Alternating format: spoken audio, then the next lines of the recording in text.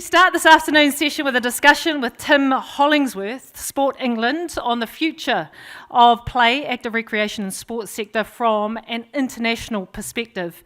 Tim is Chief Executive of Sport England, the agency responsible for delivering sport and physical activity at grassroots and community level across England. He has held the role since November 2018. For 7 years prior to this, though, Tim was Chief Executive at the British Paralympic Association, the National Paralympic Committee for the United Kingdom, serving as Secretary General for Paralympics Great Britain at 4 Paralympics Games. Before that, Tim was the first Director of Policy and Communications and then Chief Operating Officer at UK Sport. Previously, Tim worked as Director of a strategic communications consultancy, HBL Media, as well as in other senior business roles. He is a trustee of the Football Foundation and member of the International Paralympic Committee's Games Committee. Many committees that Tim is involved in is what we can take from that. It is my privilege to welcome to the stage Tim Hollingsworth, Sports England Chief Executive. Expectations, no lie, I wanted to give love a chance. Yep, awesome. Welcome to the stage, Tim, and nau mai hara mai, whakatau mai ki Aotearoa, New Zealand. Welcome to New Zealand. Before we even get into things, how's your stay been? How long have you been here? What have you been up to? Well, thank you. And can I say tēnā koutou katoa? And genuinely, and I should also apologise straight away to Dwayne Cale, because actually I'm no longer a member of the IPC's Paralympic Games Committee. Dwayne will know that.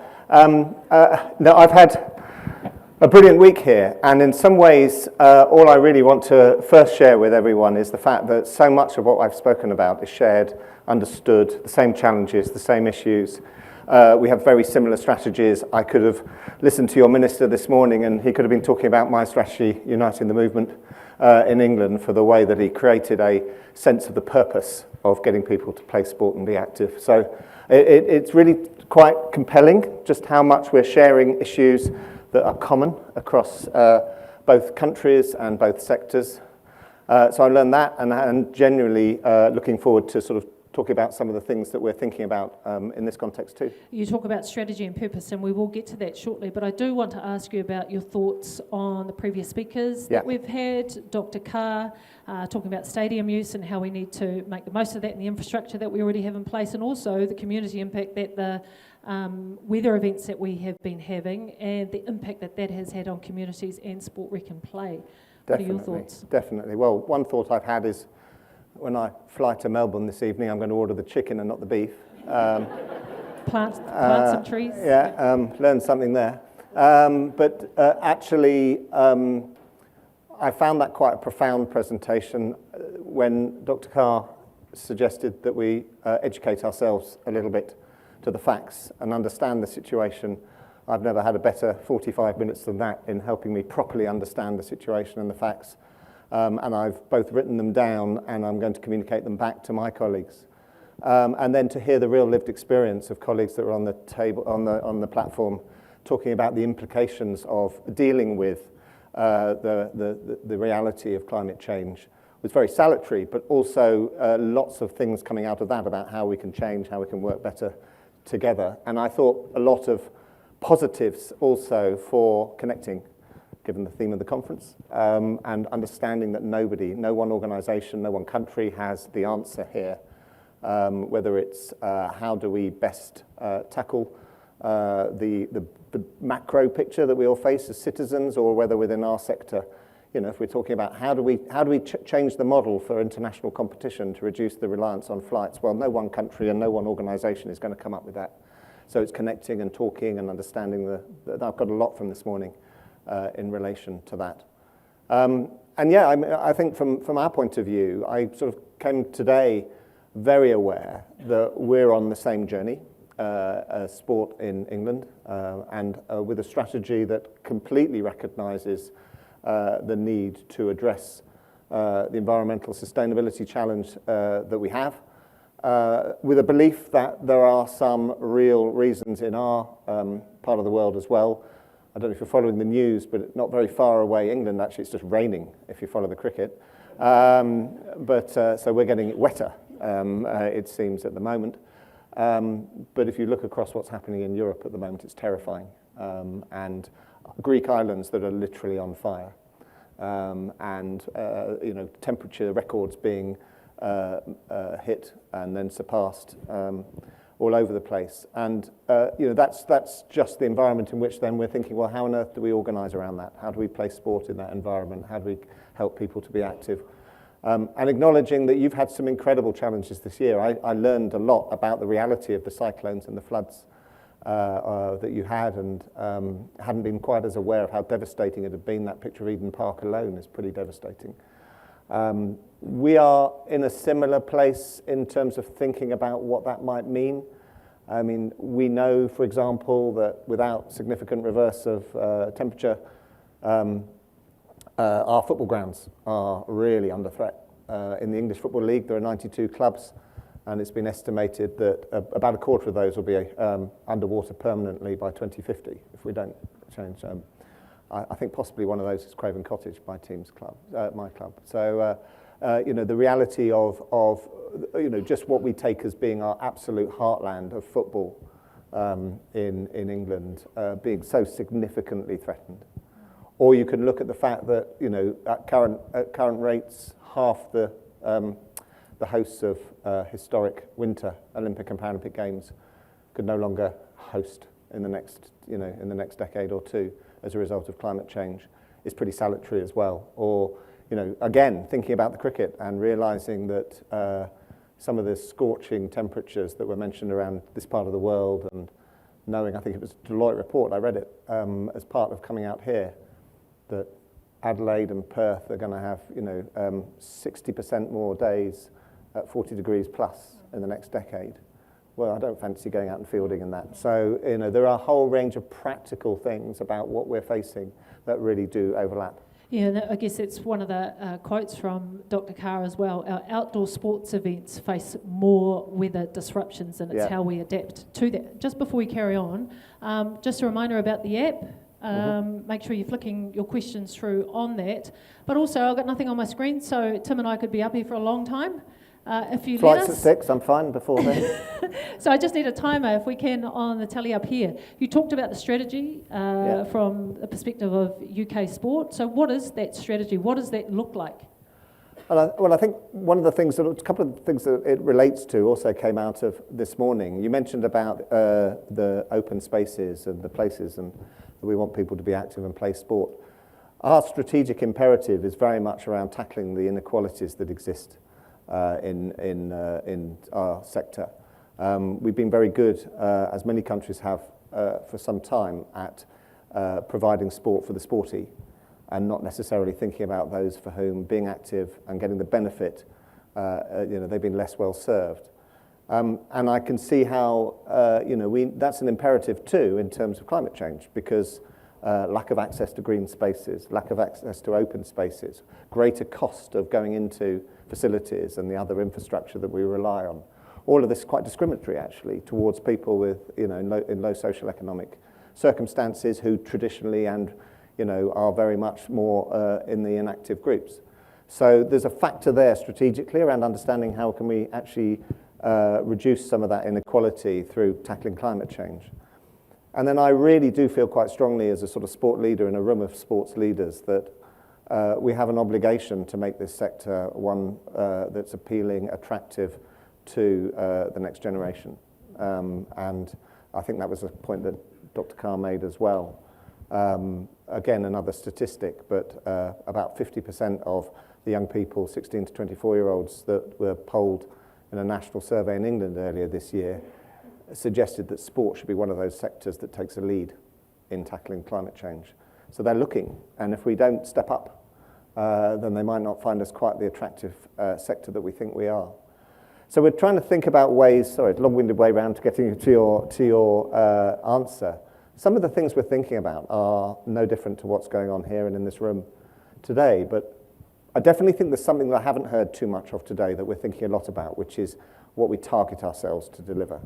So one of the things that we're looking at as a sector as a whole in in England is whether or not we sign up to the UN Convention for Climate Change Sport for Action Framework, for example, because I think that would commit us to a range of actions in order to meet the terms of that framework. We're looking very directly at whether or not we set ourselves as an organisation some targets around our own emissions and whether or not we can get to a point of net zero in a manageable way that isn't just offsetting and planting trees. I learned that this morning as well. But also, you know, what can we do with our funded organisations? And lots of people in this room, perhaps, I'm sure, in receipt of Sport New Zealand funding. I'd be surprised if it was Sport England. There's always a great partnership. But the reality is we have, as the Sports Council, a wide range of partners that we resource and fund. We already challenge them to think and behave and act in ways through conditions attached to that funding. We don't currently have one around environmental sustainability. We don't currently have one around their commitment to net zero. And I think that that's something that strategically we need to be looking at quite urgently. So there's probably something in targeting and how we approach that. And there's probably one other point that, again, I think we're focused on quite a lot, which is around the active environment and active design. And actually, how do we build for the future to enable more people to walk, run and cycle? I share a chair with an organisation called Active Travel England.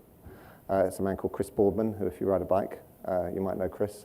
That agenda is becoming very central now to our way of thinking, and the two organisations, together with the government, have recently published an active design framework which is setting out to give town planners and other people and architects the opportunity to think about how to build in activity into the future. So there are some strategic ways of thinking and working, and we're also challenging the sports themselves, and a lot of them are thinking about this. Football Association, for example, has done a great bit of work, or started a great bit of work, to rewild around some of the community football pitches that we have in England, so just allowing the natural habitat to re-emerge, thinking a lot about microplastics that go into artificial pitches and 4G, and also, we're thinking about something I've talked about quite a lot while I've been here.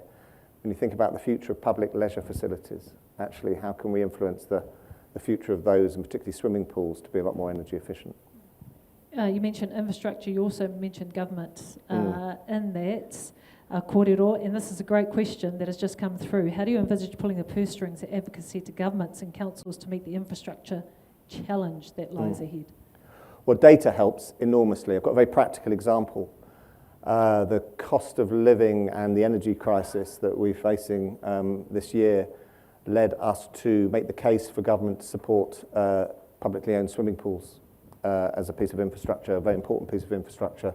About a third of all swimming pools in England are run through local authorities.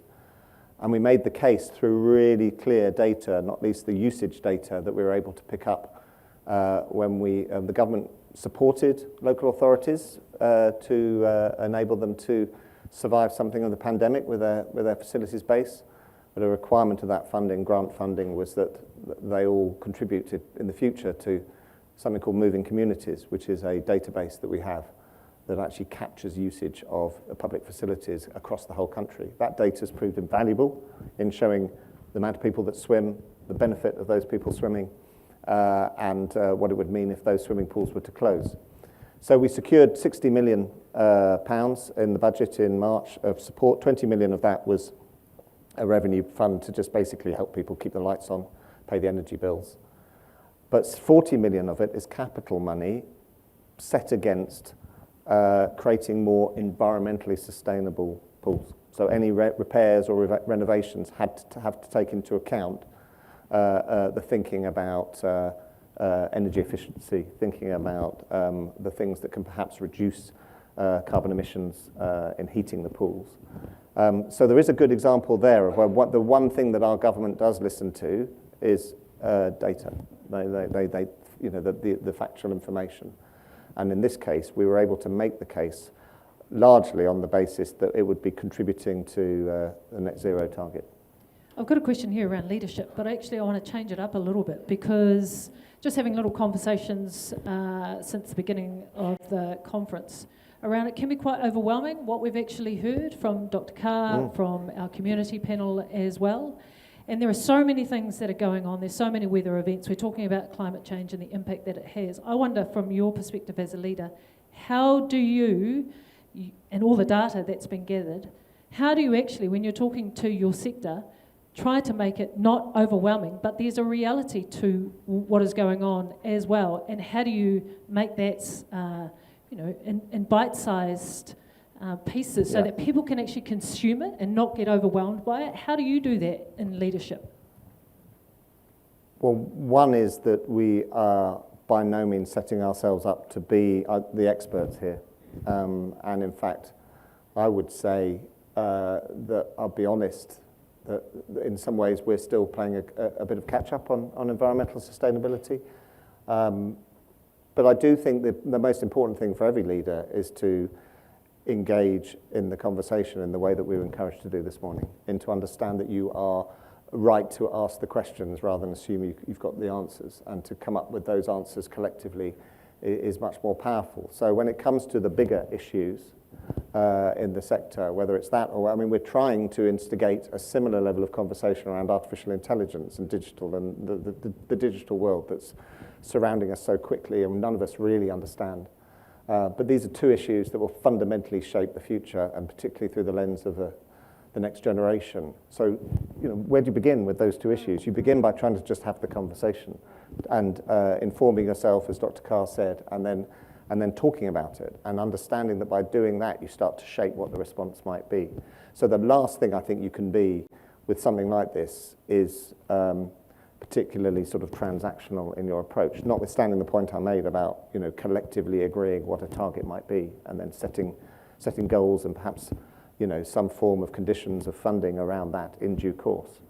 But I do think it's a real challenge of leadership to recognise that this is not one where we necessarily have the answers, but we sure as hell know the question that we should be asking ourselves. How do we contribute? How do we as a sector genuinely enable both our own targets in the UK, but globally to sustainably make an impact? I want to go sideways a little bit, because you mentioned it at the beginning of this conversation around the inequities that you're currently trying to tackle, and I know that there was an update into a report called Uniting the Movement Impact, and one of the areas that was highlighted in there was tackling inequities, and there's still more work to be done there. So what is the strategy, and where are the holes in that strategy?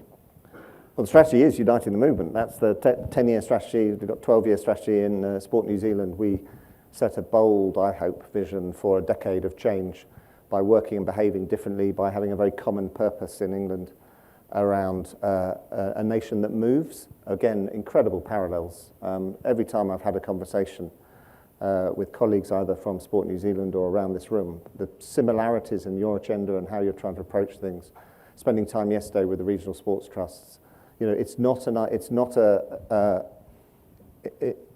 dislocation in terms of how we're seeing this. But the report that you referenced was 2 years on, how are we doing? Yeah. And actually, one of the things we've realised is that we have a much greater level of understanding of the barriers that people face in being active, but we are still struggling. They're very stubborn inequalities. They've been in existence for quite a long time, whether that's still gender, whether that's because of an impairment, whether that's because of race and ethnicity in England particularly. You can see a recent report into cricket that was very clear around that. But the biggest barrier is social economic circumstance. In our sector, your bank balance is your biggest determinant of activity. So one of the things that we need to do is understand that and work and behave differently to how we have before. And we're doing that strategically and trying to fill that hole by being much more place-based in our thinking, by recognizing that, to use a phrase very beloved in my colleagues, to meet people where they're at, to understand that we've too long imposed a solution on people and then wondered why they haven't responded to it, but rather working locally, engaging locally, working through the partners that we've got locally, we can genuinely understand the challenges and the barriers that are faced, work with the assets that we've got on the ground, develop those. It's a great acronym, if you haven't heard it, Asset-Based Community Development. It's very easy to remember, ABCD. But asset-based community development is how we are seeking to invest. and to recognise that by doing that, we are building up from the ground with people's, trying to create opportunities for people locally and work with them locally, rather than thinking that there are national solutions.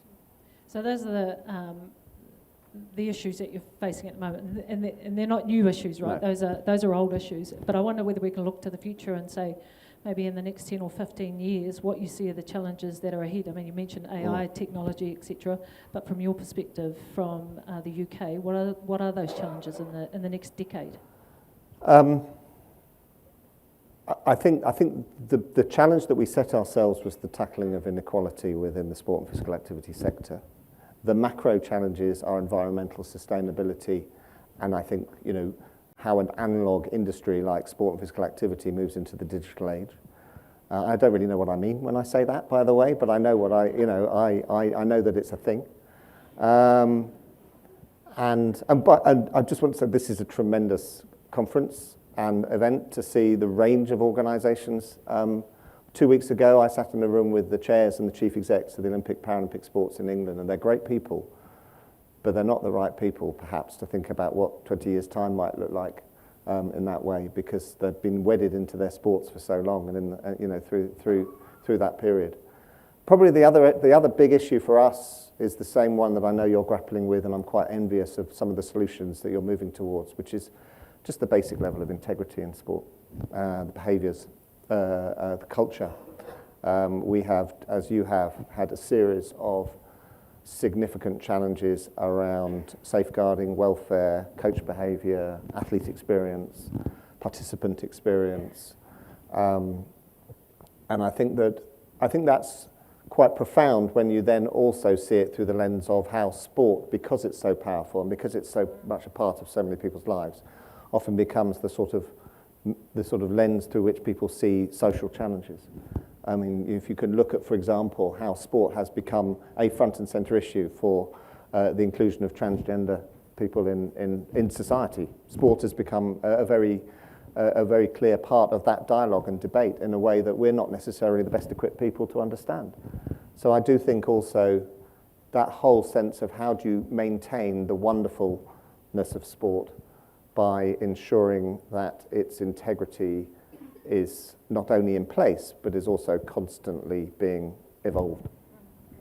I wonder, as we start to wrap up this conversation, whether there's anything that you could impart, as I've done with the panel as well, if there's anything that you could impart from your experiences of leading the sector in the UK that you could impart on the audience today that could be of help in any way. Well, go to a conference called Connections for a start. I mean it. I think the answer is very much in partnership and collaboration and supporting each other, and not looking always for the sort of traditional approach to be the answer to the questions that you're facing. We have completely, what Uniting the Movement is seeking to do more than anything else is understand that in a world of finite resources, we have to work better together. And whether that's the national governing bodies, whether that's our active partners, the regional sports trust equivalent organisations, whether that's across the local authority sector, whether that's with school sport and organisations, just understanding that we face the same challenges and we need to collaborate better and work more in partnership. I mean, the clue's in the name. Uniting the movement is what we're seeking to do. And we genuinely also believe that sports and physical activity's purpose it should be central to that. So why are we doing it? And the benefits is what the Minister reeled off at the start of the day, but sport in England certainly now, and across the UK really, but the government's strategy is very much geared around 5 outcomes, social outcomes, and they relate to the same things that you all care about: the physical health of the nation, the mental well-being, individual development and sense of self that can bring, the community connection that sport and being physically active can support, and ultimately economic benefit to the nation. Those are the 5 reasons why we invest. And I think that, coming together with that common purpose, recognizing that people moving makes them healthier and happier, and then acknowledging that to do that we need to think and behave differently, particularly for those who've been previously less well served, actually then drives a need to collaborate and partner to achieve it. I love this question that Nikki has put through. While there are some challenges, what are the big things that give you optimism? So what are green shoots that you're seeing in the next 2 years? Basball. It's true, actually, you know, just, well, the underpinning sense of joy that comes with Basball, definitely. Actually, I think what, and we're very grateful for Brenda McCullum, the reality of optimism for me is in the face of some very significant challenges, you know, COVID has redefined the nature of relationships, I think. Certainly in terms of how organisations are seeking to work together. I feel very optimistic that we've got a sector that is trying to work differently, that is seeing the benefit of partnership, that recognises that, you know, everything happens in a place, and that if we want to sort of come up with some of the solutions that we're talking about today, or we genuinely want to tackle the inequalities that exist, then the best way to do that is by thinking about these things together. I genuinely think that's a real positive. I think there's a hugely powerful movement as well to engage, you know, sports' wider contribution to society. We're very much more engaged now with public health, with education, with transport, local government than perhaps has traditionally been the case. And I think that if we can do that, then we can really start to have a really profound impact on society more broadly. And I think probably what also makes me optimistic is the sense of, maybe it wasn't such a light-hearted remark after all, the sense of joy that sport still brings. There are very few things, you know, really ultimately that sometimes we can, you know, stirs the blood, and sport is one of them. And I really think that whilst we are, as you are, moving away from seeing, you know, sport as the answer regardless of the question, and recognizing that for some people it's about moving and it's about getting active in your life. And you know, we have, you know, 25% of the nation in England does less than 30 minutes a week of activity. Tackling that is the number one priority. But there is a straight line continuum from that to the joy that sport can bring in people's lives on a daily basis, and that's why it's so important to be part of it. Yeah, true story. Tim, kua pau te wā kia tāua, that's it. Unfortunately, our time is finished. I'm sure you're stoked. Yeah. But we so appreciate you being with us today and taking everything in as well. I look forward to being invited to the Next Connections conference that you'll be holding in the UK. That'd be lovely. Absolutely. But you're not hanging around, are you? No, I'm taking off. I'm going to go and find out why there isn't a Commonwealth Games in Melbourne, for one thing. But no, I'm going to Melbourne to speak there next week and join Raylene and one or two other colleagues as well. Well, we are very appreciative of the fact that you decided to come and join us first before heading over there. Thank Kia you ora. so much Kia ora. for your time. Tim Hollingsworth from